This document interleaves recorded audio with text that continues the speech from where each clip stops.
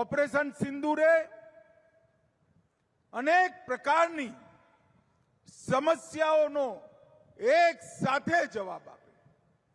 આ પાકિસ્તાન આખી દુનિયામાં કહેતું અમારે ત્યાં કોઈ આતંકવાદી નથી, અમારા ત્યાં કોઈ આતંકવાદી ગતિવિધિ નથી. ભારત ખોટી ખોટી ફરિયાદો કરે છે. ઓપરેશન સિંદૂરના મિસાઇલ ત્રાટક્યા અને આતંકવાદીઓ સપાચટ થયા. પાકિસ્તાન દુનિયામાં એક્સપોઝ થઈ અને બીજા દિવસે